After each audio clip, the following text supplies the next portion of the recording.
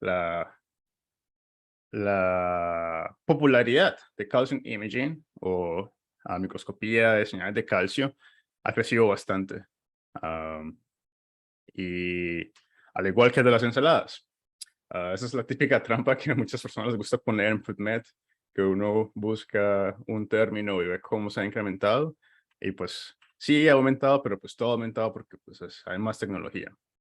Sin embargo, la tecnología de muchas ramas de la ingeniería, la biología molecular, de la neurociencia celular, ha aprovechado calcium imaging para entender cómo funciona nuestro sistema nervioso al nivel de redes, cómo las redes están conectando y cómo las neuronas ahí, hablando solitas, se comienzan a hacer grupos que pueden soportar a un comportamiento, una memoria o una percepción.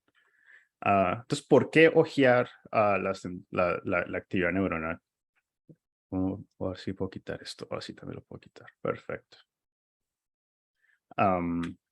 Esta es una de las gráficas clásicas que uno generalmente ve en conferencias o en los libros de Candle o de Perks.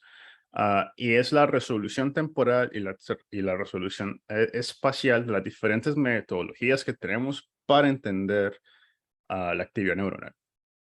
Entonces, lo más izquierda de la gráfica es lo más rápido, lo más pequeño y lo más rápido en ese centro. Hacia la derecha es lo más lento y lo que nos da la mayor, generalmente, uno hace ese sacrificio porque quiere tener una muy buena resolución espacial. Entonces ahí tenemos la microscopía electrónica. Y aquí uno comienza a ver técnicas que uno ha leído en los journals o se las han comentado, no se aprende en la clase, ¿cierto? Como patch clamp, que es hacerle un agujero a la neurona y medir la electricidad. ah, Evaluaciones de unidad individual. Y aquí tenemos la grandota de Optical Imaging, que es todas las modalidades ópticas para poder entender la actividad neuronal. Y como pueden ver, tiene abarca bastante de lo que es el campo de la resolución temporal y la resolución espacial. Uno puede usar tecnologías ópticas para entender la actividad neuronal de una sola neuronita de una forma muy rápida, con microscopía, por ejemplo, con focal de alta frecuencia. O uno puede irse al extremo e intentar observar cientos, si no son miles de neuronas al mismo tiempo disparando potenciales de acción. Y de esto vamos a hablar un poquito hacia el final de hasta dónde hemos avanzado para poder hacer esto. Y otras modalidades que tenemos a nuestra disposición, pues por supuesto el electroencefalograma, excelente resolución temporal, muy rápido, usa electricidad, pésima resolución espacial, ¿cierto? Uno no puede mapear desde un electroencefalograma las neuronas que se activaron. Todo es muy de estimar. PET, ah, glucosa postmortem, MRI, el funcional, y de nuevo otra vez patch clamp, que es como el gold estándar de la biofísica, para entender las neuronas de la parte desde la biofísica. Entonces, hoy vamos a concentrarnos en esta parte que es las formas ópticas con una perspectiva del calcio. Y cuando uno solamente se pone a ver, ah, digamos, cómo son estas modalidades ópticas nos ayudan a ver, y uno le quita las otras que no nos importan por ahora, como patch clamp, y ojalá no esté ofendiendo a ningún electrofisiólogo aquí, puro. Tenemos estas otras modalidades. Tenemos unas que son algo lentas, de pobre resolución espacial, como es la imagenología óptica intrínseca, que está basada en el flujo cerebral. El clásico ejemplo es tener un ratoncito, se le hace una ventana óptica en el cráneo, un huequito, como un trépano, pues, pero gigante. Se le estimula a las vibrisas o las paticas y uno va a obtener una señal a partir de la estimulación porque se aumenta el flujo sanguíneo hacia esa parte. Y tenemos obviamente aquí toda la tecnología de fluorescencia. Y aquí es donde se pone esto muy chévere porque gracias a al desarrollo de la biología molecular, básicamente tenemos casi todos los colores para hacer fluorescencia y microscopía de fluorescencia. Y en este caso, calcium imaging es bueno, bonito y barato. Uno puede hacer calcium imaging desde usando indicadores químicos que son algo asequibles, muy accesibles, en toda parte se puede conseguir, y tener muy buena señal, muy buenos experimentos bien robustos. O uno se puede ir hasta el Ferrari, digamos, hacer fibrofotometría de millones, de miles de neuronas, o algo en la mitad que usa tecnologías como viruses para transducir ciertas neuronas y solamente obtener y grabar la actividad neuronal de ciertas poblaciones o regiones del cerebro que estamos interesados.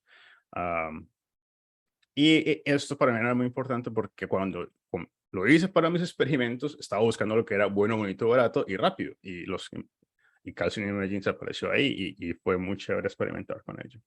Pero ¿por qué Calcium Imaging y no patch clamp o electrofisiología o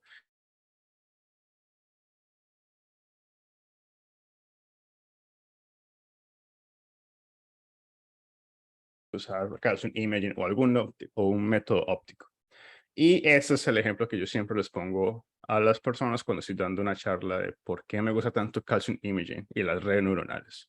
Y es muy difícil entender qué está pasando en este GIF, en esta mini película. Muy complicado saber qué está pasando. Veo amarillo, veo celeste, ¿cierto? Hay como un patrón de como un honeycomb ahí, pero no sé nada más, no sé qué está pasando detrás de estas paredes. Y eso es lo que suele pasar cuando estamos haciendo cuando hacemos patch clamp, electrofisiología, estamos viendo célula por célula. Y, y estamos intentando entender un circuito a partir de células que están muchas veces separadas, muchas veces no están correlacionadas.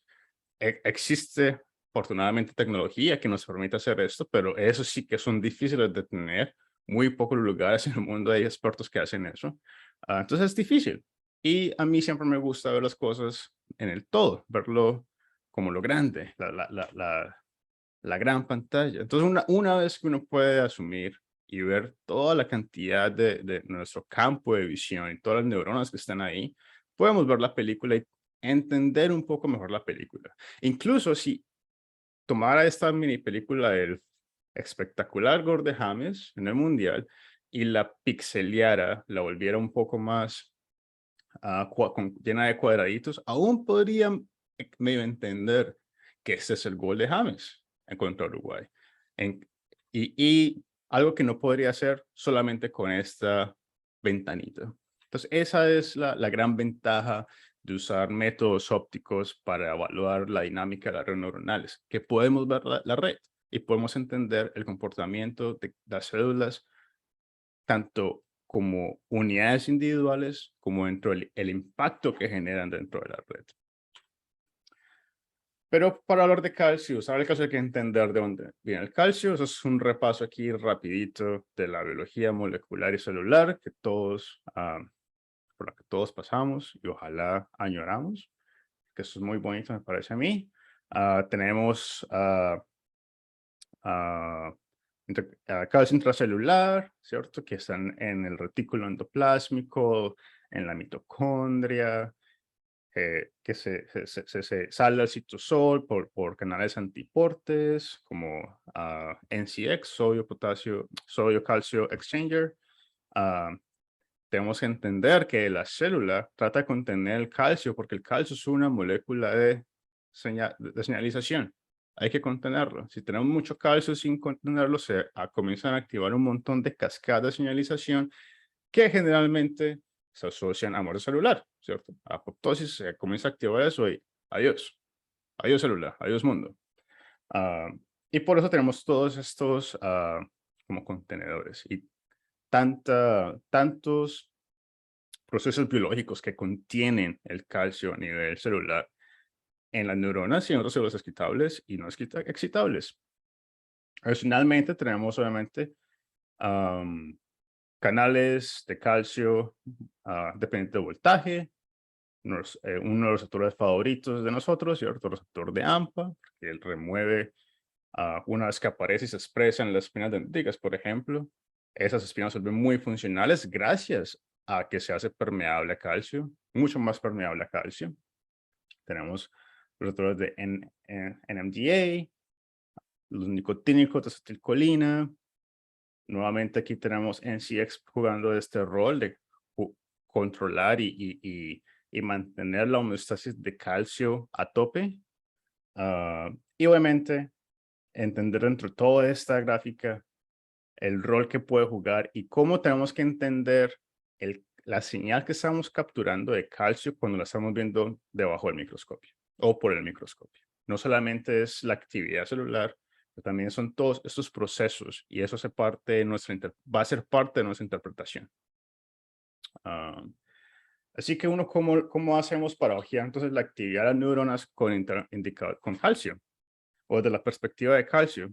Y hay tres métodos generales. El primer método es por bioluminiscencia, que es usando esta vaina que se llama Arcuity. Y como es bioluminiscente, no requiere excitación por un láser. Simplemente una vez que el calcio se une, este componente Arcuity se separa y cuando se separa emite un fotón y lo elimina. Eso es lo que uno ve, por ejemplo, en el mar, ¿no? Bioluminiscencia. No hay necesidad de excitar, no hay necesidad de mandar el fotón al lado excitado. Tenemos los indicadores químicos. Una de las desventajas antes de pasar a esto, una de las desventajas de usar bioluminiscencia es que estas proteínas pues no van a pasar ah, por la membrana celular. Son impermeables. O sea, la única forma de alimentarlos es nuevamente ponerle un agujero con una agujita, con un microelectrodo a la neurona. Y pues si uno va a hacer eso, pues para eso hace patchclamp entonces, que se vuelve muy difícil. Imagínense uno tener que hacer como 100 agujeros. Tenemos ahora los indicadores de calcio y estos son, de nuevo, el bueno, bonito y barato de los diferentes indicadores de calcio. Asequible, generalmente muy accesible, súper compatible con muchas técnicas. Una de las dificultades es que no es específico, porque se han diseñado para que sean permeables, la mayoría, no todos, se han diseñado para que sean permeables a través de la membrana celular. Entonces, lo que uno hace es tener, por ejemplo, en mi campo, que usamos cultivos in vitro, cuando lo estaba haciendo, le ponemos el indicador de calcio al medio, lo dejamos reposar un rato, ingresa a la célula, lo dejamos desterificar un poco para que el exceso se vaya y podemos comenzar a hacer unos experimentos. Obviamente, dependiendo de la técnica y los demás experimentos asociados que se quieran hacer, uno puede optar por hacer uno impermeable, que tal vez alimentemos a la neurona a través de una pipeta, de las de Patchclamp, de electrofisiología. Y de estos indicadores químicos tenemos un montón, de todos los colores. Entonces aquí puse unos ejemplos. Tenemos el que está muestra aquí es FURA2. FURA2 es espectacular en el sentido que es uno de los dos indicadores químicos que permite hacer microscopía de señales de calcio de manera ratiometric, o mejor dicho, de poder medir cómo es el cambio de intracelular y extracelular. Y esto se hace después de uno hacer una calibración al sistema. Y lo que pasa es cuando el calcio se une al FURA2, la excitación y la emisión cambia. Entonces, uno ve dos señales cuando se está tomando las imágenes y puede entonces, a través de la relación de esas dos señales, estimar el cambio en la concentración intracelular de calcio. Tenemos Fluophore, ese es de mis favoritos, aunque no es ratiometric, lo que sí provee es que es muy rápido, y entonces uno puede ver la actividad de manera muy rápida. Y ahorita vamos a tocar en ¿A qué me refiero con rápido?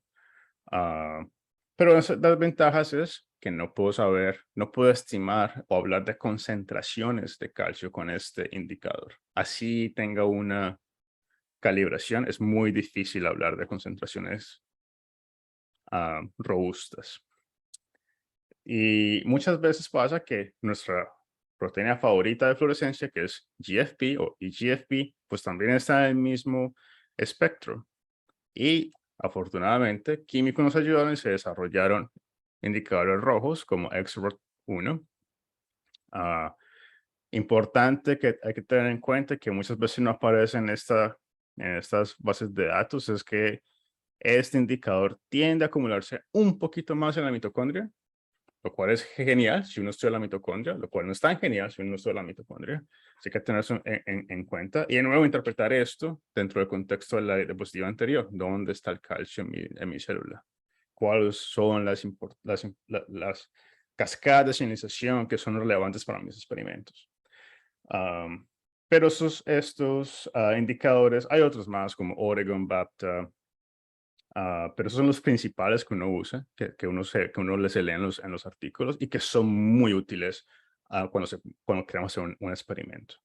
Y muy fáciles de usar, muy fáciles de usar. Que no se requiere nada complicado. Y luego tenemos indicadores genéticos que se han tomado al campo de calcium imaging por delante, gracias a la capacidad que tienen de poder expresar estos indicadores de a células específicas. Por ejemplo, yo quiero ver y estudiar las señales de calcio de redes de células de parvalbúmina, o quiero ver las neuronas que están en el hipotálamo, o en CA1, CA2 y no CA3. Y es gracias al juego de la biología molecular. Eso son tomando ventaja de todo el desarrollo científico de las otras disciplinas. Y entre esos dos, uno muy poco común, que es los indicadores que están asociados o están basados en FRET. Y esto es cuando se basa en la tecnología o en el principio de un fluoróforo le da un fotón a otro fluoróforo y uno lo que hace es estudiar el cambio de la intensidad del donante y el aceptor. Y eso solo pasa cuando están muy cerquita. Y lo que resulta es que estos indicadores se desarrollaron para que cuando el calcio se une, los dos fluoróforos se ponen muy cerca y ese cambio pasa y se puede ver. Técnicamente complicado. Ah, una técnica espectacular para ver interacción entre proteínas. Ah, y la forma más común de usar indicadores genéticos de calcio es el que ven en D, que son todas las GCAMs, entonces GCAM2, GCAM6, también hay 3 y 4, o los geckos, que son rojos. Y ahorita hay una nueva que se llama RCamp, ah, porque de nuevo, toca ingeniárselas y montarlas en otro color porque generalmente estamos pensando en muchas veces generar o inyectar un marcador fluorescente en las células que estamos queriendo estudiar.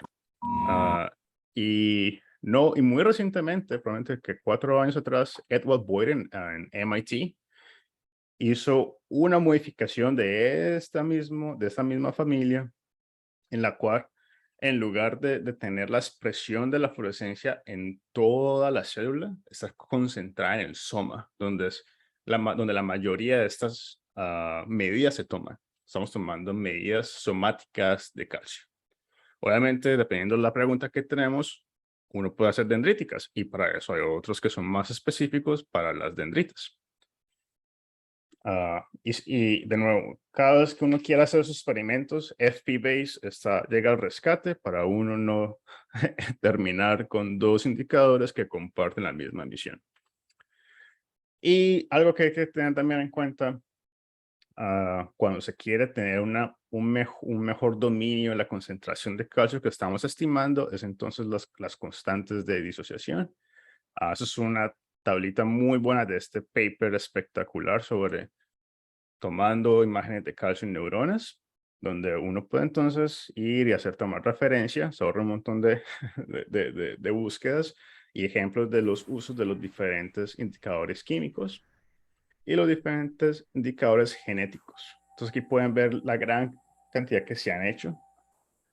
Y de nuevo, eso es del 2012, entonces no entra GCAM6, de la cual tenemos una rápida y una lenta, dependiendo de lo que queramos hacer.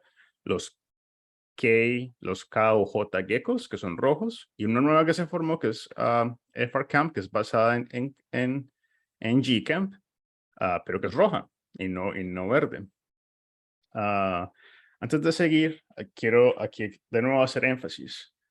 Estamos midiendo calcio y todas estas tecnologías, como ven, toman y están basadas en que el calcio se asocie al indicador, bien sea químico o genético. Quiere decir que esto está actuando como una proteína que se une al calcio.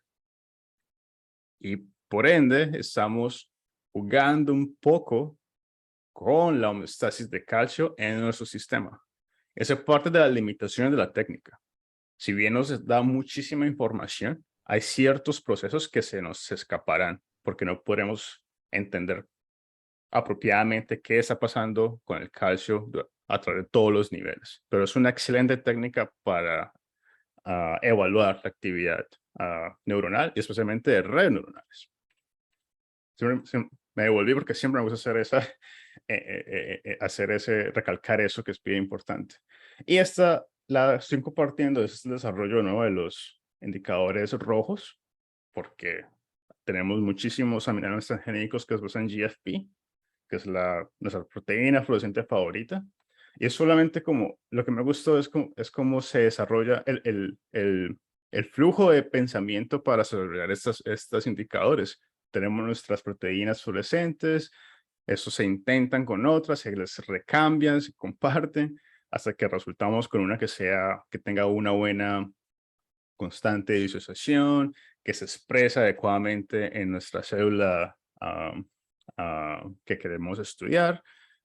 Y así es como resultan y probablemente se seguirán inventando hasta que sigamos refinando nuestras proteínas fluorescentes. ¿Por qué me gusta tanto el calcio? Y es porque a través del calcio, de evaluar y capturar señales de calcio, estudios muy bonitos sobre la actividad espontánea capturaron como mi atención. Esto era cuando Timothy Murphy era un estudiante de posgrado en Johns Hopkins con el doctor Baraban. Y él hizo un experimento muy simple y lo que hizo fue, comenzó a notar dentro de sus estudios de electrofisiología y estudios de calcio que habían neuronas que se activaban al mismo tiempo. Y esos son cultivos de neuronas. Es decir, se extrajeron del ratón, se pusieron y se emplataron en un disco, en un plato con piriel, se dejaron solitas, no se les aplica nada. Y aún así uno ve grupos de neuronas activándose juntas. Y comenzó entonces la pregunta de por qué esto pasa. ¿Qué es lo que estaba pasando aquí? ¿Cuál es la resolución de esto? ¿Cuál es la implicación de esto? Donde no tengo estímulo sensorial, pero por alguna razón existen grupos de neuronas activándose al mismo tiempo. Y a través de varios experimentos en el que bloquea GABA, entonces aumenta la señal, en el que bloquea todos los canales de voltaje de sodio, entonces se bloquea toda la señal, comenzó a estudiar la señal de calcio en estas neuronas. Y algo que quiero resaltar aquí es la forma muy particular de estas señales, y es arrancan rapidísimo y luego decaen más suavemente, generando este tipo de señal de se va para arriba rápido y cae despacio. Y es muy particular. Uno cuando ve esta señal en un experimento, uno sabe que es una neurona y no otra célula. Entonces lo que hizo fue tomar señales en este tiempo, Fluor3, porque Fluor no se había desarrollado, y medía la fluorescencia de una célula y estaba midiendo la electricidad, el voltaje de una célula que estaba cerca a la otra. y veía cómo en muchas ocasiones esas dos señales se correlacionaban, se correlacionaban, se correlacionaban. Y eso sigue siendo cierto hasta hoy. Incluso, por ejemplo, 20 años después, tenemos un estudio muy similar con, con una cover slip llena de neuronas, en el cual nos muestran las tránsitos de calcio de cada una de esas neuronas que nos muestran aquí, 1, 2, 3, cómo se pueden remediar y la forma particular. Y es evidente que ciertas neuronas se activan al mismo tiempo. Y eso es una pregunta que ha estado por bastante tiempo. ¿Cuál es el significado de esto? Y espero que esperen hasta el final, donde hay un estudio muy chévere, donde comenzaban a tener un poquito más de idea, pero en general no sabemos cómo lo podrían adivinar. Ah, Algo que permite, por ejemplo, en este ejemplo, es la flexibilidad que tiene esos estudios. Y es dentro de un mini cultivo, donde puedo evaluar la actividad neuronal. Es fácil poder entonces evaluar la actividad neuronal a diferentes momentos del desarrollo del cultivo. Si bien el desarrollo in vitro no es exacto el desarrollo in vivo, como es de esperar, existen ciertos programas de desarrollo que son muy estereotipados, que son algo rígidos, por decirlo así. Uno de ellos es el switch de GABA. Entonces, no sé si todos recuerdan que cuando la neurona es inmadura, la concentración, o en el entorno de la neurona inmadura, la concentración de cloro no permite que la corriente de GABA sea hiperpolarizante, es todo lo contrario, es depolarizante. Y aquí lo tenemos, eso es básicamente una demostración de esto. Tenemos un cultivo inmaduro a 6 días in vitro, muy pocas señales, son inmaduras, no hay muchas sinapsis, ¿cierto? No tenemos todavía, las dendritas están un poquito pequeñas, no tenemos todas las proteínas y la estructura que soporta el homeostasis de calcio, no está expresada. Entonces tenemos señales muy pequeñas, de poca amplitud, muy distribuidas. Pasan 2 días y comenzamos a ver cómo se incrementa la amplitud de esas señales, cómo ellos son un poco más frecuentes. Y así a medida que el cultivo crece y crece in vitro. Y si tomamos entonces este mismo paradigma, pero entonces comenzamos a jugar con agonistas y antagonistas que de una u otra forma me lleven y perturben la red a a un estado más excitado, a un estado donde, digamos, tengo de nuevo GABA y glutamato jugando y tratando balancear, puedo entonces entender el switch de GABA. Entonces, de nuevo, tenemos un cultivo inmaduro a 5 días in vitro, esas trascientes bien pequeñitas, muy distribuidas, pero resulta aquí que cuando tengo un agonista de GABA, o sea, quiero polarizar, en teoría, mis neuronas, estoy viendo es más actividad. Y cuando solamente tengo glutamato, se perdieron, de hecho. Luego paso al día 8, tengo en mi cultivo aquí ambos, mi glutamato y mi GABA haciendo lo suyo, y remuevo la señalización por GABA con un antagonista y se me pierde la señal de calcio. Y luego voy a 15 días in vitro, tengo de nuevo mi excitación e inhibición normal y muy buenas señales, robustas. Remuevo la parte de GABA, no pierdo. O sea, hay un cambio, pero no pierdo mis trascientes de calcio. Aún están ahí. Eso es un ejemplo muy chévere del GABA switch. Obviamente, esto es farmacológico y tiene muchos más off-target impactos. Entonces, eso es lo que explica un poco de por qué eso se ve diferente y no se ve igual. pero es chévere ver cómo pasa, cómo es de diferente en esas etapas inmaduras. Y esto es algo que permite hacer, que es muy ameno cuando se estudian las redes neuronales usando indicadores de calcio. De nuevo, este estudio se hizo todo con Fluophore, el indicador químico de calcio Fluophore.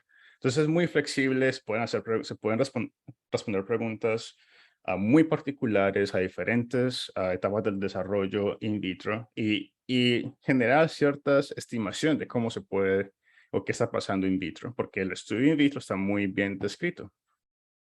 Es una técnica, digamos, algo viejita con tiempo. Y obviamente eso se puede también llevar a in vivo y tenemos un espectro aquí gigantesco. Tenemos algo que me parece muy fenomenal y pasa en Massachusetts cada verano, donde se hacen cursos. Que estoy seguro que Ibro soporta. Y uno de mis neurocientíficos favoritos, Rafael Juste, ha estado obsesionado con la hidra desde hace mucho tiempo.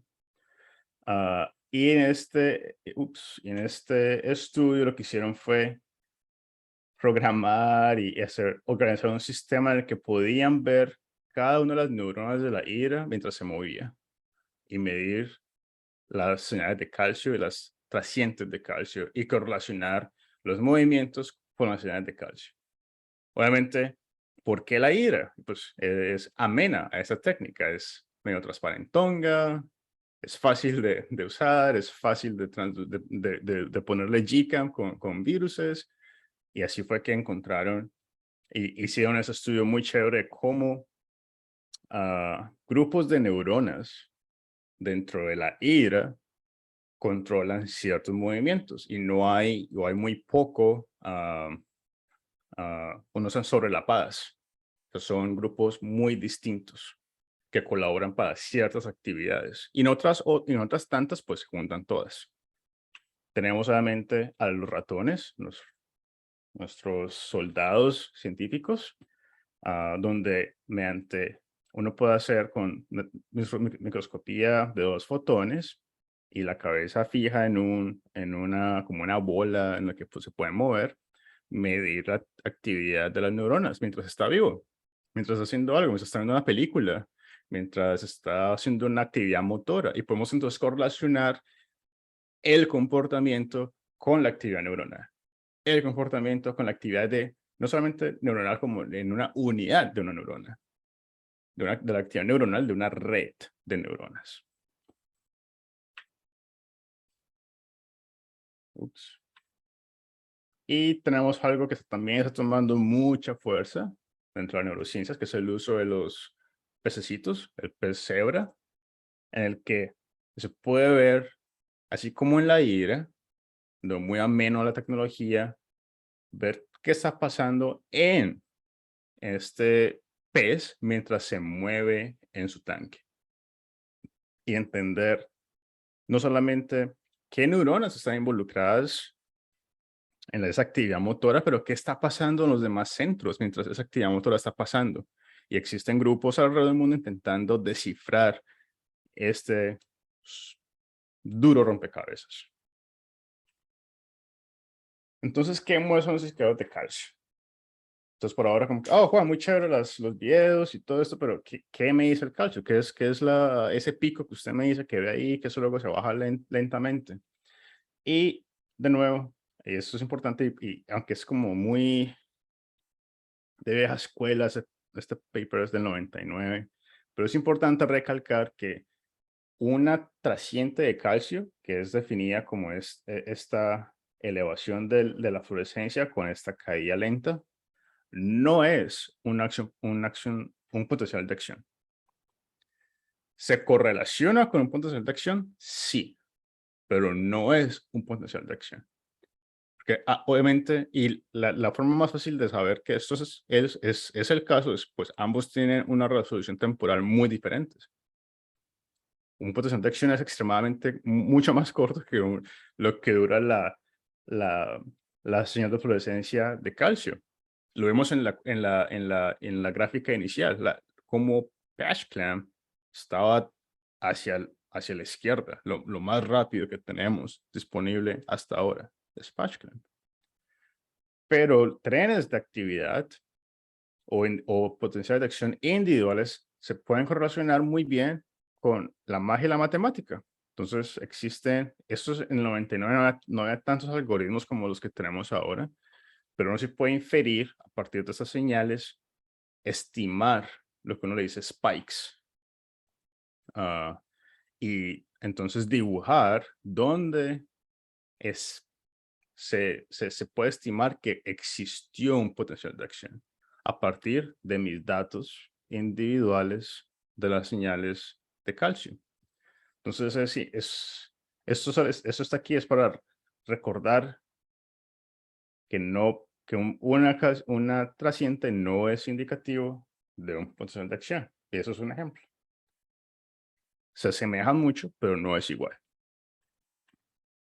Y es tan complejo, es un problema tan importante que incluso aún, eso es del 2018, es un grupo en Janelia, que es como una granja de científicos, continúan estudiando y imaginándose de formas muy creativas cómo resolver este problema, cómo podemos mejorar la deconvolución, el procesamiento de la señal de calcio para que se acerque cada vez más a la señal que se obtiene a través de electrofisiología, a través de PatchClamp.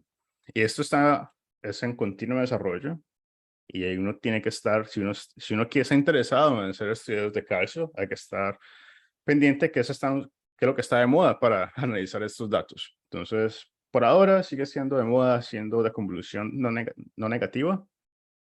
No es perfecta, pero es una muy buena flujo de procesamiento de la señal de calcio, que se acerca muchísimo a lo que uno encontrará en electrofisiología. Y obviamente los microscopios cada vez se hacen más rápidos y es posible entonces tomar las imágenes de una manera tan rápida que nos acercamos mucho más a la resolución temporal de la electrofisiología, lo que hace que el procesamiento de esas imágenes, de esas señales, se acerque cada vez más a lo que uno podría esperar a través de la electrofisiología.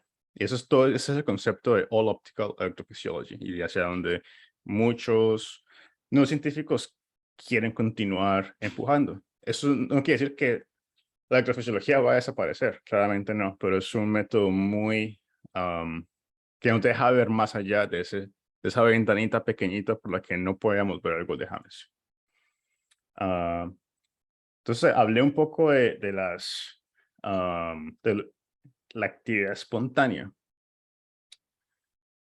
cuando no hay estímulos.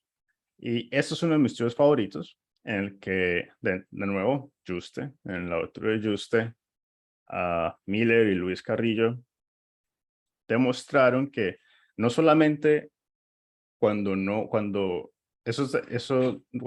hay ningún estímulo sensorial y el flujo de trabajo aquí se tiene un ratón en una de esas bolas grandotas en las que juegan y andan, ven películas, ven 3 escenas, negro, entonces no, en teoría nada debe pasar, ningún procesamiento o muy poco procesamiento debe aparecer en la corteza visual. Estos gradientes en los que neuronas de selección de dirección se activan, las on and off, o película de algún animal o algo. Y les pusieron Oregon Green Bapta, un indicador químico de calcio. De nuevo aquí, eso es, para contexto, es un laboratorio gigantesco en Colombia, pero de nuevo, bueno, bonito y barato. Un marcador de astrocitos, porque esas son las limitaciones de los indicadores de calcio van a ser permeables a todas las células y pues hay más que neuronas en el sistema nervioso. Entonces, una forma de evitar tomar imágenes de astrocitos, si estamos interesados en neuronas, los que están interesados en astrocitos, pues van a estudiar astrocitos, es usando este indicador que es muy permeable a canales de conexinas que están muy ricos en astrocitos. Y lo que hicieron fue tomar imágenes de estos ratoncitos mientras veían las películas. Hicieron todo un flujo de trabajo en el que se detectaban las células de manera individual. Entonces, ustedes pueden ver los cientos de neuronas en este campo visual. Calculaban para cada neurona la probabilidad de una espica, un potencial de acción. Entonces, aquí aplicaron una deconvolución no negativa. Y estudiando esa actividad que esa inferida, encontraron que unas neuronas se asociaban más que otras para cada grupo. Entonces, aquí en la izquierda podemos ver que estas 4 siempre aparecían en esta película negra, en este ratón. Y de vez en cuando se activaban otras que contribuían al procesamiento de esa señal. Todo lo que es como gris o vacío son neuronas que no participaban de manera significativa al procesamiento de esa información. Luego pasaban al gradiente y luego notaron, ok, 3 neuronas que siempre aparecen con ese gradiente. E igualmente con las películas, bien sea, digamos, cuando ven un chita o un halcón o otro ratón. Y a eso le llamaron ensembles o ensambles de neuronas. Y ese concepto no es nuevo, no es del 2014. Esto está mucho más atrás. Se pensaba incluso antes de que esto se podía esperar del sistema nervioso, que en lugar de pensar que cada neurona iba a resultar en un comportamiento, es un grupo de neuronas los que soportan un comportamiento. En lo personal, a veces me gusta pensar que es un grupo de espinas dendríticas que controlan el comportamiento, pero pues yo no tengo forma de demostrar eso todavía. Y este concepto es muy chévere porque ellos incluso comenzaron a hacer, de nuevo, señales de calcio, entender cómo estos grupos de neuronas cambian en epilepsia y son incluso en muchos casos generadores de convulsiones generalizadas. Comenzaban a ver cómo cambian en trastornos psiquiátricos, cómo tener incluso muchas neuronas en el sistema nervioso puede cambiar la cantidad de grupos que hacemos. Y generan un comportamiento diferente, anormal en nuestros modelos experimentales. Y lo que es el Ferrari que tenemos ahora para esto es hacer a capturar señales de calcio a través de fotometría por fibra óptica.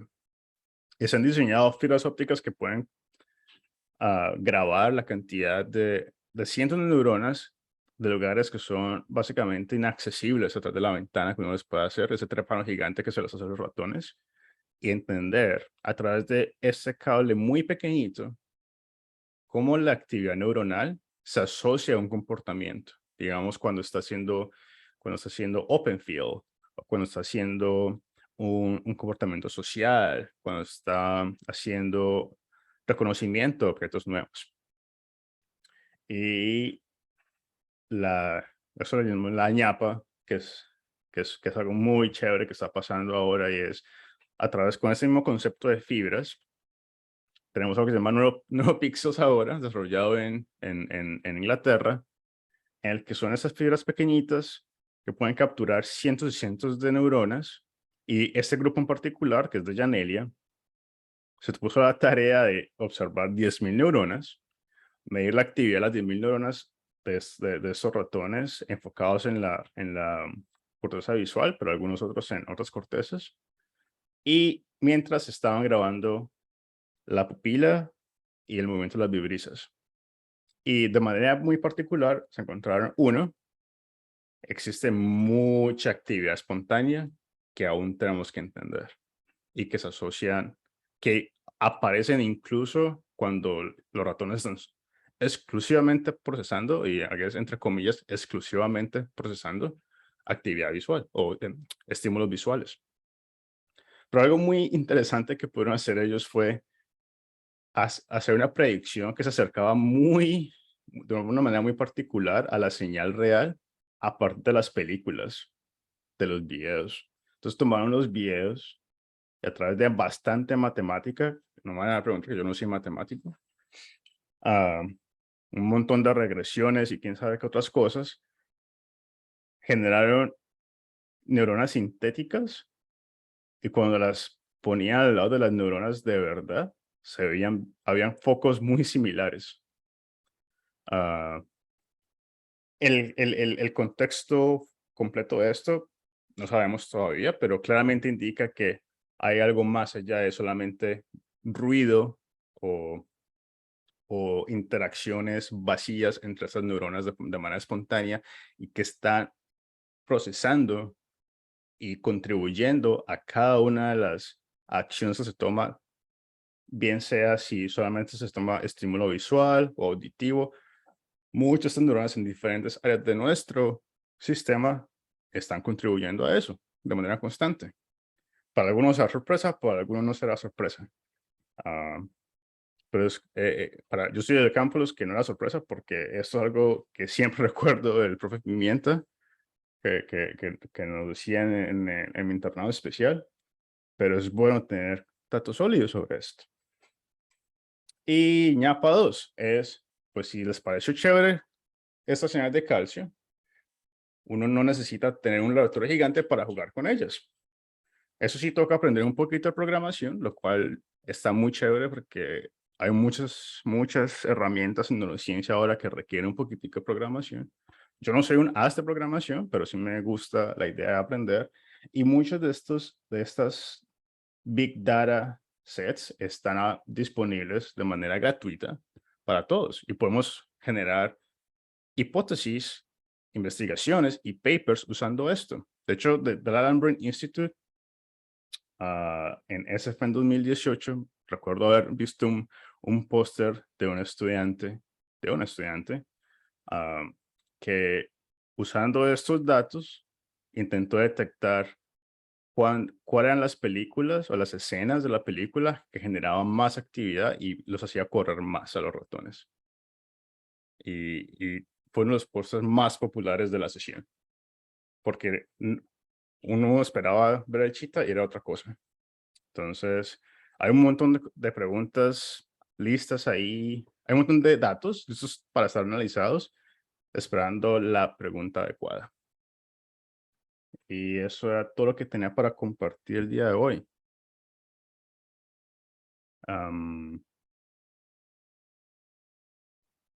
Vamos aquí a parar esto. Salió siendo más largo que media hora. No, pero muchas gracias, Juan, estuvo muy chévere. Sí. Bueno, Juan, tenemos varias preguntas. Vale.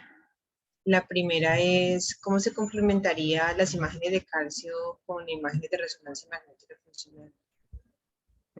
Buena pregunta.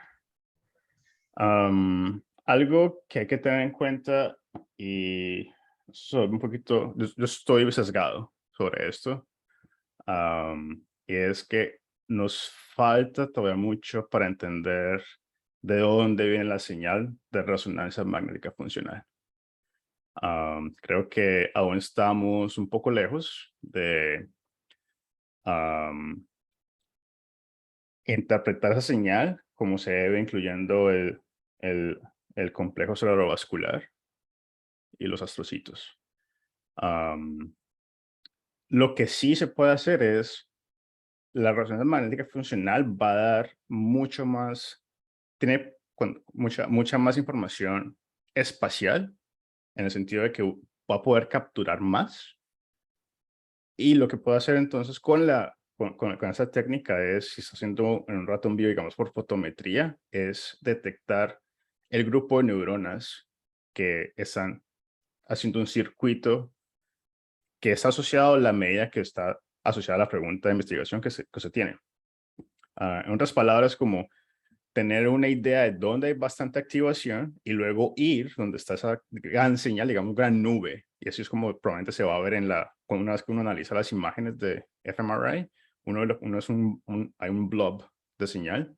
Una vez que está ahí, lo que puedo hacer con esa tecnología o voltaje o sodio es identificar grupos de neuronas individuales asociadas a un comportamiento o a alguna actividad que se está queriendo medir.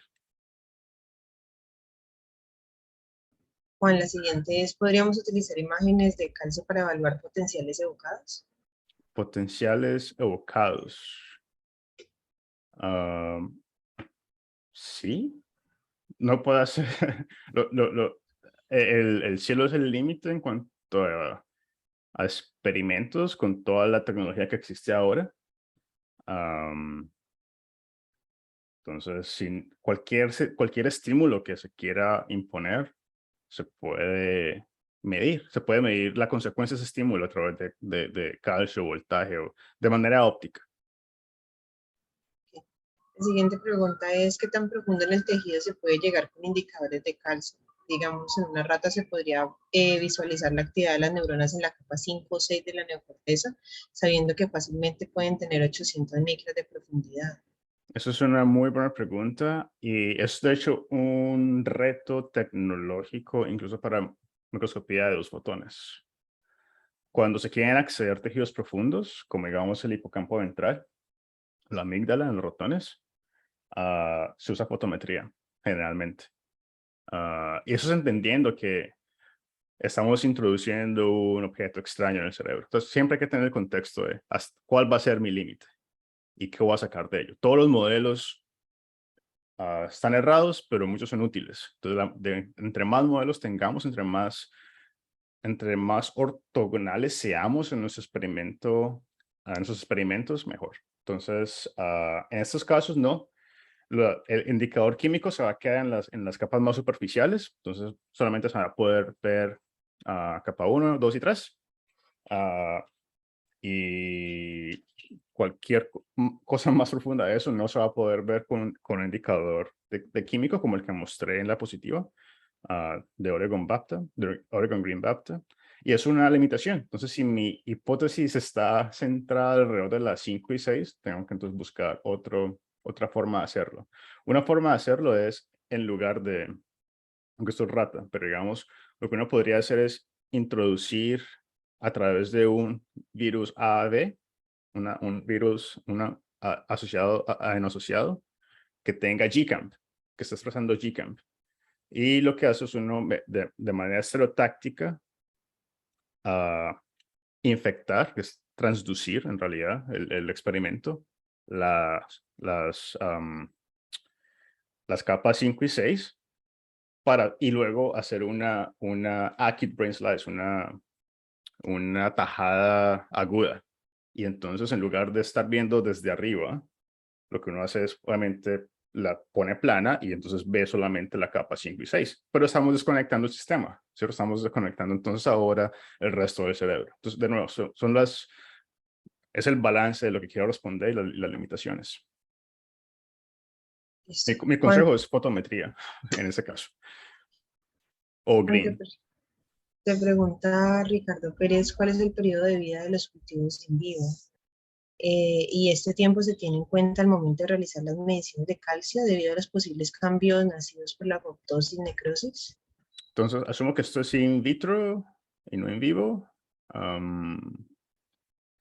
Cultivos in vitro yo he visto a colegas mantenerlos por 35 días haciendo microscopía de alta resolución. Depende de cada grupo y de cómo se puedan mantener. Entre más días pasen, la actividad se vuelve más compleja y casualmente se hace más asincrónica. Y es porque comienzan a aparecer muchos grupos, muchos ensambles comienzan a aparecer. Hay estudios muy bonitos desde España, donde de hecho trabajaban en embriones y veían cómo la actividad era muy sincrónica, muy temprano. Entonces esos cultivos, hasta donde aguanten, de acuerdo al protocolo que tengan, generalmente lo que yo más veo es que la gente no pasa de 2 semanas o 3 semanas, porque comienza a haber mucha muerte después y no vale la pena hacer más experimentos después de 3 semanas, que es 21 días in vitro, que es excelente, es algo muy bueno. Después de 2 semanas o de 15 días, uno ve el patrón de los 15 días y los 21 días es muy parecido, es muy parecido. Es por eso que la gente generalmente se queda con 15 para ver más células vivas. Sí. ¿La otra?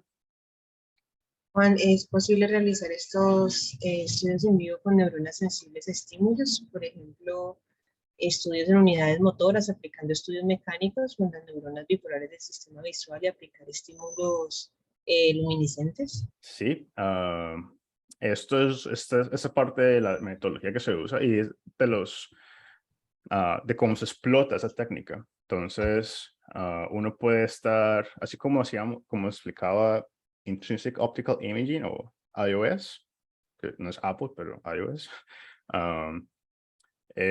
uno puede estimular, digamos, la pata o las vibrisas y entonces ver cómo los barriles se están activando las vibrisas. Es un ejemplo clásico de que se hace.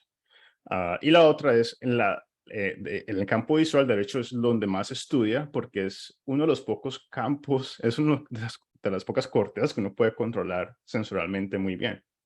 Entonces, si uno quiere remover la señal, ¡pum!, pantalla negra. Si quiero estudiar ciertas células, ok, hagamos gradientes de barras y movámoslos de izquierda a derecha, arriba a abajo, porque hay neuronas se llaman direction selectivity, ¿cierto? Solamente van de izquierda a derecha, arriba para abajo, on and off. Los círculos, se puede hacer un círculo que tenga luz en el centro, otro que tenga luz alrededor, y es lo que más hay datos, es corteza visual, tálamo y retina, porque es la forma más fácil de modificar el sistema.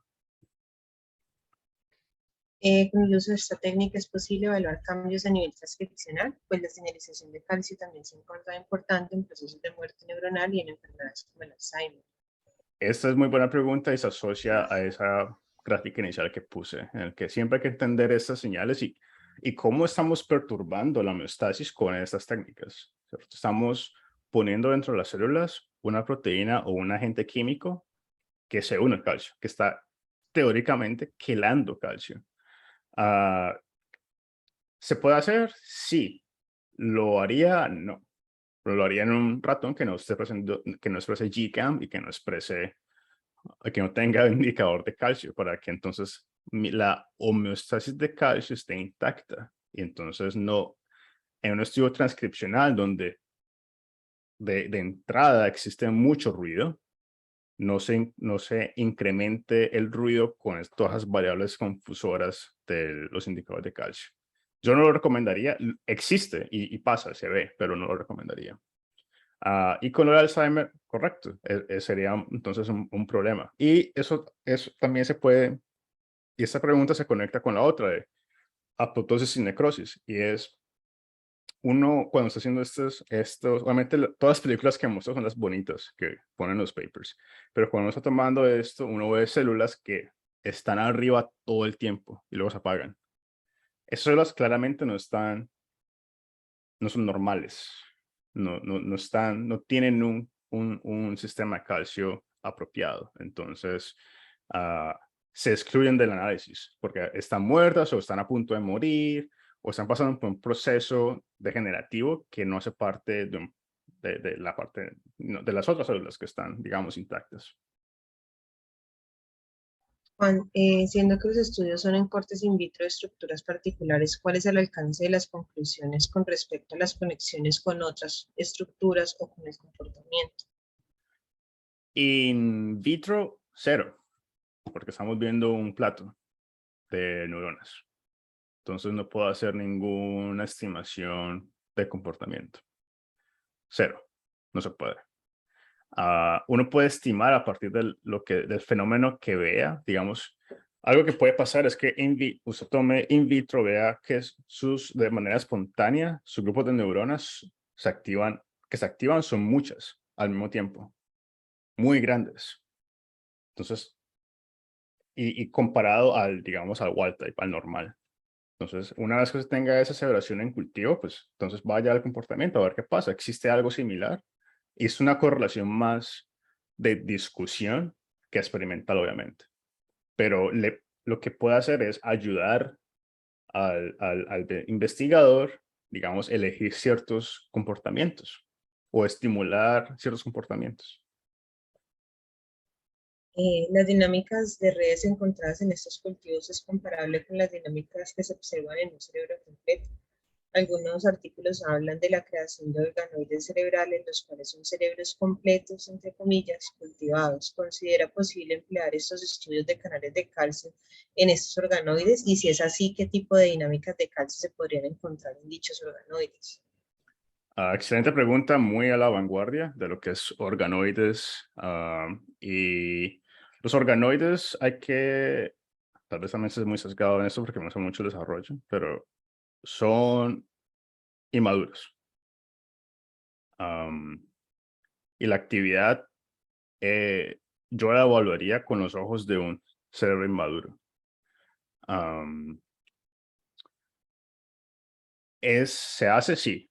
Existe, hay gente en esos momentos haciendo esos experimentos. Muchas veces, los que depende de la tecnología que tengan, cortan el organoide a la mitad, como una tajada aguda, o si tienen tecnología, hacen microscopía de 2 fotones. Y si bien no es un cerebro full, eso no indica que uno pueda detectar cambios al nivel de conexiones. Y lo que uno tiene que hacer es testearlo, entonces aquí es donde viene la parte ortogonal, hacer un experimento ortogonal para encontrar esa respuesta que uno está de investigación, de la pregunta de investigación. Entonces son comparables desde el sentido de que a medida que madura hay un cambio, y esos cambios son mayor amplitud, mayor frecuencia, mayor grupos individuales de ensambles. Que sea una relación 1 a 1 a un cerebro dentro de un organismo, no va a pasar, porque son totalmente modelos diferentes.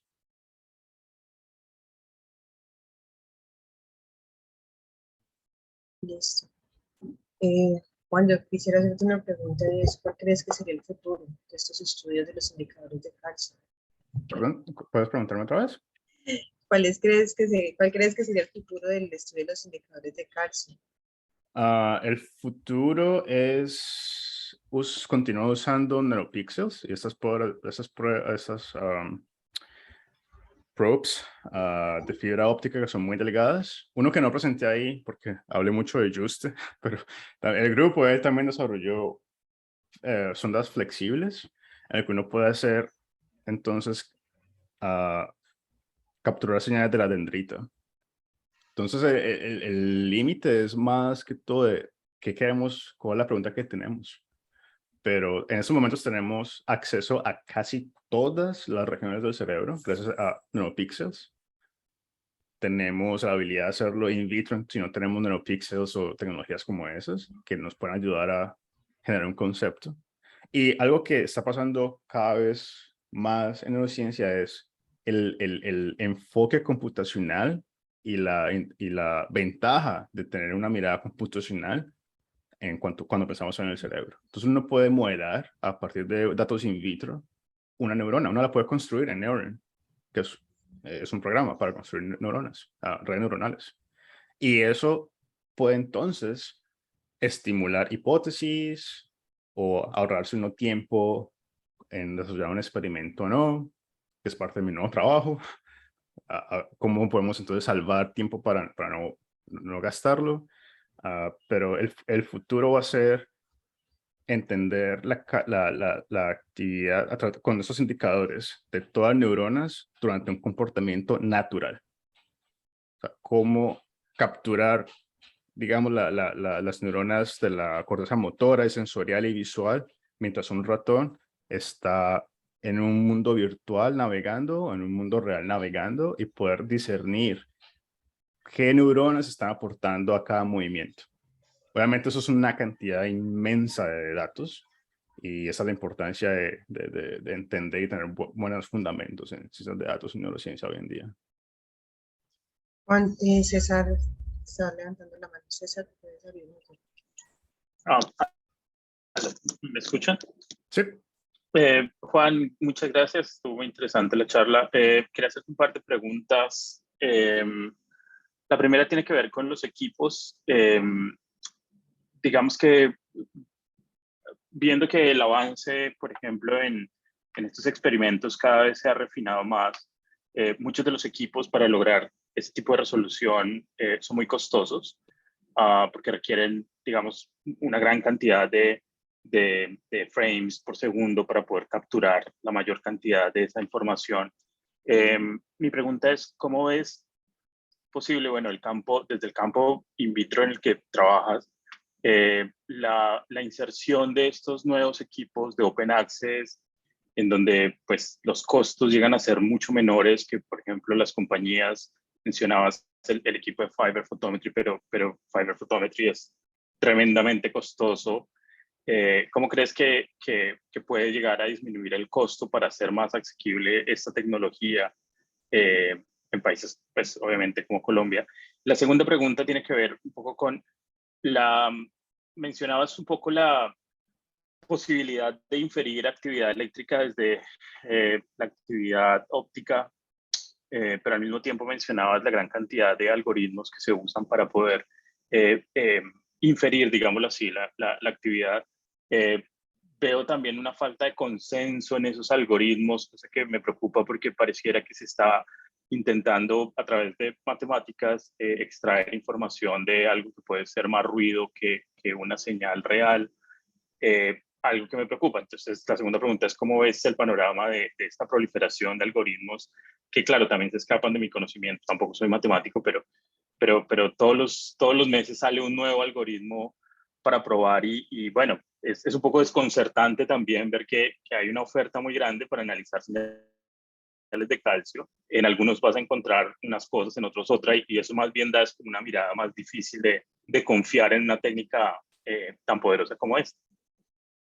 Excelente pregunta, gracias César por las preguntas. La primera, no sé, ojalá Laika se vuelva más fan de apoyar países en desarrollo y ofrezcas equipos a menos precio. Eso no va a pasar, obviamente.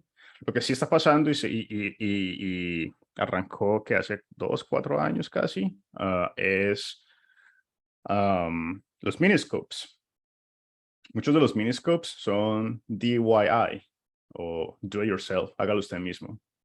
Y lo que yo creo es que muchos, especialmente en nuestro país, yo creo, teniendo tanta gente tan inteligente en la universidad, no hay mucha colaboración.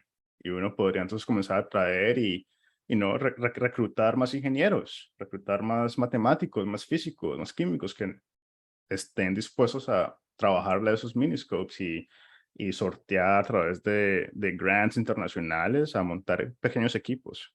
Uno, ejemplo, poderse montar 1 o 2 unidades de miniscopes para la universidad o para, digamos, la ciudad, que se pueda reusar y hacer experimentos. Es difícil, sí, pero significativamente más barato que un equipo full con la pelota en el que el ratón puede rodar y el mundo virtual. Y los miniscopes que usan tecnología, microscopía wide field o de campo abierto, o sea que no es de confocal, aún así tienen cámaras muy buenas, tienen sensores muy buenos que hoy en día son capaces de capturar las señales tan brillantes de calcio que tenemos hoy en día. Eso es como para la parte más de lo, wow, si quiero hacer algo in vivo. In vitro, uno no requiere tanto como uno cree.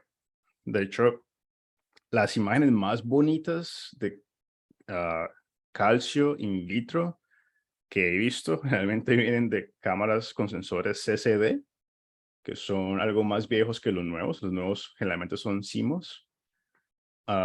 En estos microscopios invertidos Olympus IX70, creo que se llama así, que son como los viejitos.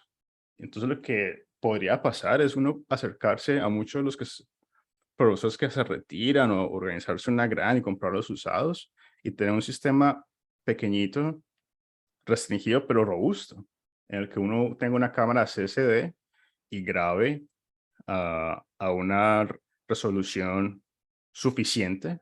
Obviamente no se va a alcanzar 40 frames per second o ni 20, pero que uno tenga al menos 10 es muy plausible. Eso es lo que veo por ahora. La habilidad y nuestro compromiso como científicos de de exigir que haya más open source, equipos que son open source para que los podamos diseñar nosotros y mejorar nosotros y hacerlo nosotros mismos con 3D printing y qué sé más, para así podemos tenerlos, o de usar muy buenos sensores que no requieren tanta tecnología, como las cámaras CCD. Ese equipo Olympus sería, por ejemplo, perfecto, un buen sistema y no tan costoso como, digamos, un Leica SP8. Para la segunda, excelente que has preguntado esto y estaba pensando incluso si me lo ponía en la presentación o no, porque no quería hablar mucho de algoritmos. Obviamente, eso es un reto cuantitativo y como científicos queremos resolverlo todo. Entonces, hay muchos científicos que quieren resolver esto con su propio sabor. El futuro, hay dos cosas. Una, es preocupante yo no diría que es preocupante ver tantos algoritmos. Lo que más preocupa es la interpretación. Y es que mucha gente se come el cuento, digamos, o malinterpreta esa señal. Pues por eso quería tener como esa figura inicial de dónde viene el calcio. El problema realmente radica en la interpretación. Y hay una preprint del doctor Harris, que es de UCL en Londres, que se llama Nonsense Correlations. Y lo que él hace es, él demuestra matemáticamente, con un montón de datos propios y externos, cómo la mayoría de las correlaciones, porque los ensambles son correlaciones, son falsos. Y da una lista de action items para mitigar esos errores. Y uno de los principales que él da es perturbar la red. Entonces, una forma muy buena de evitar estas correlaciones sin sentido es cuando se está haciendo el experimento, tener un baseline, una base, y usar algo que uno sabe va a perturbar la red. Básicamente un control positivo. Y en lugar de comparar mis bases entre, digamos, salvaje y transgénico, comparo es cómo mi red se adapta a la perturbación y cómo de la perturbación se devuelve a su estado basal. Y esa acción, ese análisis, reduce un montón del ruido que se obtiene de manera por las correlaciones que se hacen. Entonces esa es mi recomendación. Otra es, tarde que temprano tenemos que hablar el mismo idioma y ojalá, así como tenemos Neurodata Without Borders o NWB, asumo que vamos a tener tantos datos y ojalá el Allen Brain Institute salga con algo en el que todos compartan sus algoritmos abiertamente, que no pasa, pero pues debería pasar. Y bien sea usemos Machine Learning o alguna o Deep Learning, que es todo eso de Machine Learning AI o inteligencia artificial, para entrenar una red que sea mucho más efectiva. De hecho, hay un paper sobre esto en el 2018, creo, 2019, en NERN, en el que comparan la deconvolución o negativa de Bolgenstein, que es el paper del 2014 que presenté, y otros dos, uno de Allen y otro de Harris en ese tiempo. Comparan tres métodos con un método que hace Machine Learning y prueban que el método por Machine Learning es mejor que los otros. Y obviamente eso solamente se pone mejor entre más gente comparta sus datos y sus algoritmos. Y eso es un reto que lamentablemente tenemos, pero que no deberíamos tener. Gracias.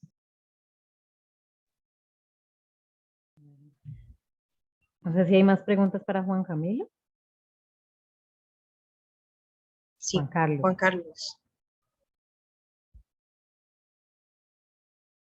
Hola Juan, muchas gracias por la presentación. Antes que nada, me llama la atención un poco la interpretación, ¿no? Pero no alargarme con mi pregunta, pero me llama la atención la interpretación porque cuando tú haces este cálculo, primero pones una señal de calcio, por decirlo así, la intensidad de una señal de calcio, y cuál es tu parámetro para despreciar o para no tomar en cuenta las señales que están por debajo de esa intensidad. No sé si me explico. Como tú mismo lo dijiste, cuando tienes una intensidad muy alta, quitas esas neuronas, ¿no? Entonces, aquí está un poco subjetivo el análisis en función de que tú estás quitando una basal y estás quitando una intensidad mayor, ¿no?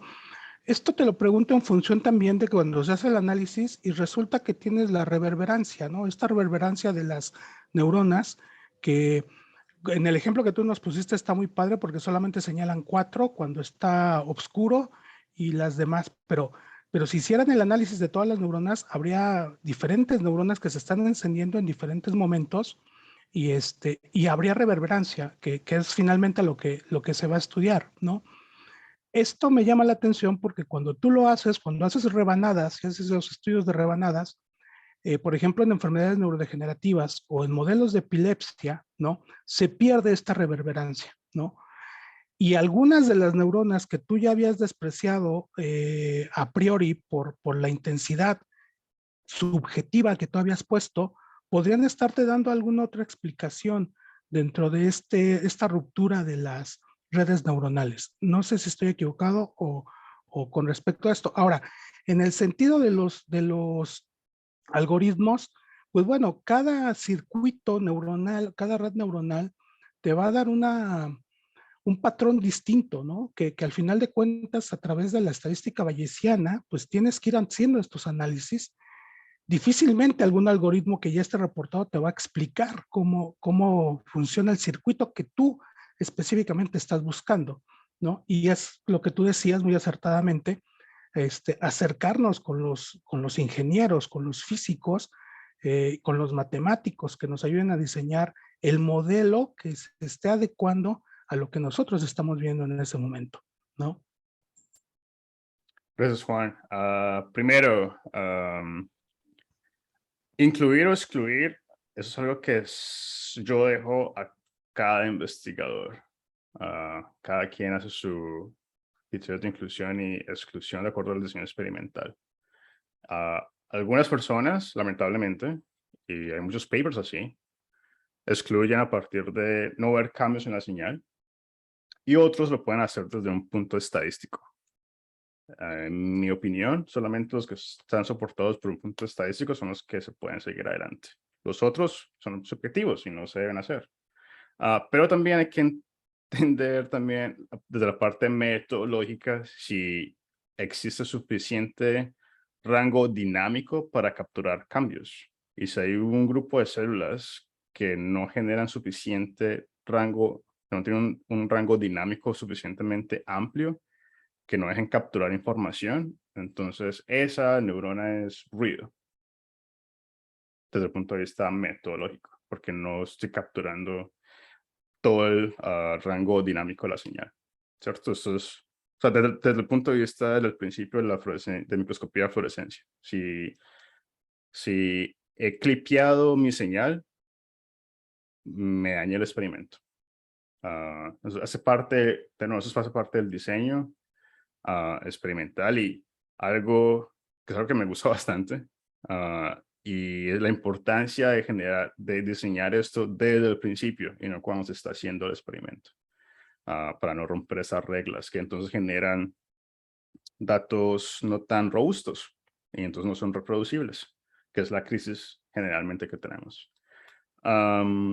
De la otra parte,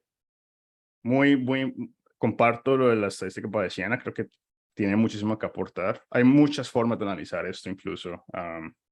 Se puede usar ramas de la matemática como la topología, por ejemplo, para entender las redes neuronales, que es algo que algunas personas hacen, pero no es tan abiertamente conocido, porque generalmente esos papers se encuentran como en arXiv o en journals de matemáticas, pero no los que generalmente leemos, pero hay muchas formas de ver los datos. Entonces, y diferentes formas de analizar nuestros datos. A mí me encanta ver alternativas al clásico P debajo de 0.05.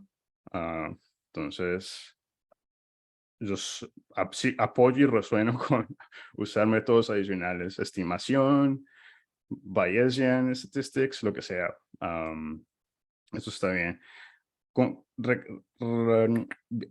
La imagen que estás comentando, ese grupo son, no es que ellos estén obviando las neuronas que están como en blanco, sino que esas neuronas a través de su análisis de convolución no negativa y un threshold arbitrario que tomaron de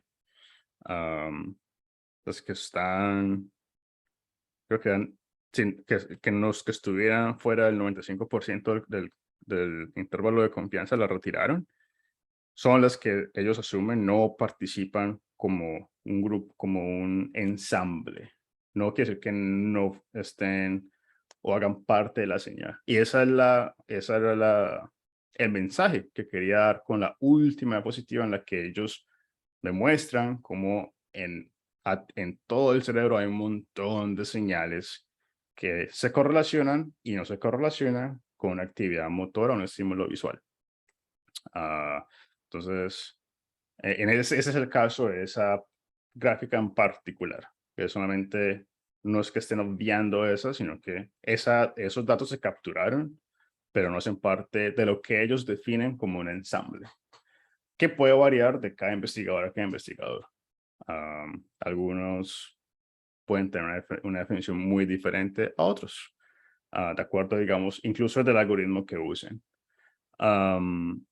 Y diseñar un algoritmo para cada circuito, sí, es viable, pero yo me inclino a pensar que debe existir un set de reglas básicas que el sistema nervioso sigue y que puede ser estimado desde el punto de vista cuantitativo. Y ahí es donde veo donde debe existir alguna congruencia a través de los métodos o dejar que los métodos se alimenten con suficientes datos para que puedan predecir, estimar. Y de nuevo, eso es predecir, estimar qué está pasando a nivel de la red. No, probablemente no sea la verdad sólida, the ground truth, pero a mí me gusta pensar que con la cantidad de procesamiento que tenemos hoy disponible en nuestros dedos, en nuestras manos, incluso gratuitos como Google Colab, es posible imaginarse un mundo en el que exista una red convolucional de varias capas que tenga suficiente poder para tal vez distinguir una red in vitro de una red in vivo y podamos continuar alimentándola o refinándola a medida que aprendemos más del cerebro y aprendemos más de las técnicas y alimentamos ese algoritmo, que al final de cuentas es un algoritmo. Pero tal vez esté soñando algo que no sea verdad, tal vez esté intentando ponerle, o siendo muy reduccionista y haya algo de magia en cada circuito que está todavía muy lejos de entender. Gracias por tus respuestas. Muchas gracias.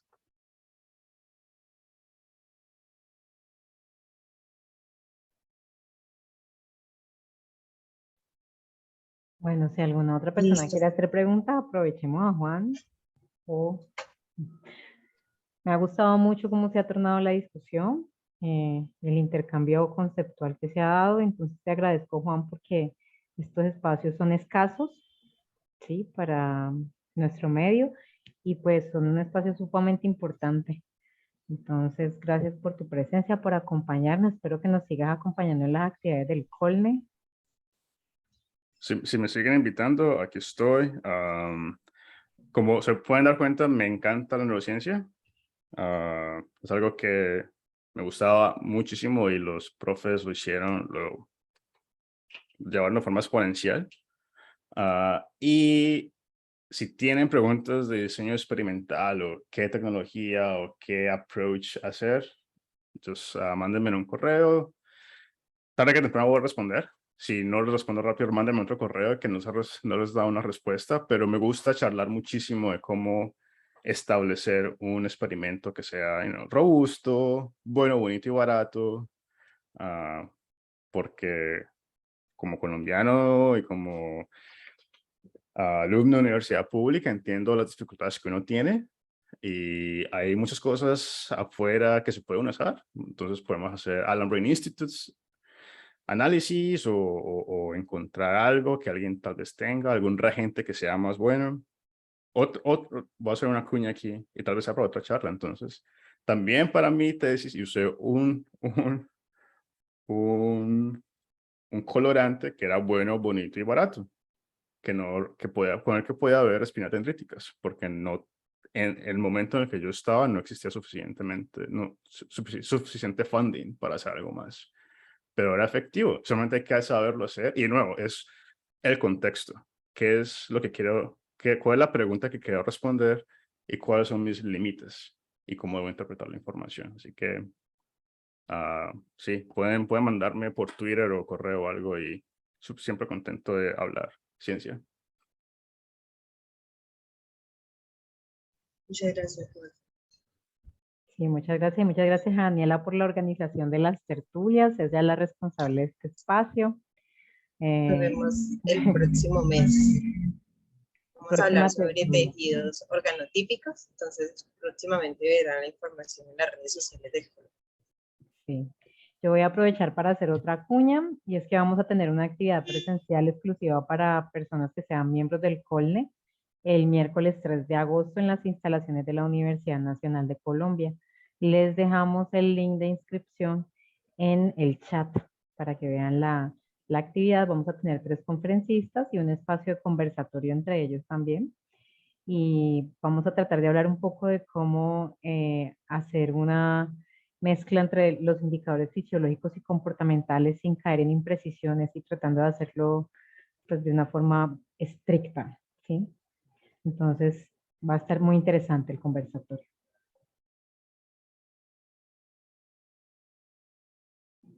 Muchas gracias. Nos vemos en una próxima oportunidad y hasta luego. Hasta luego. Gracias, Chao, hasta Zulman. luego. Chao. Chao, Juan, Adiós. muchas gracias. Bueno.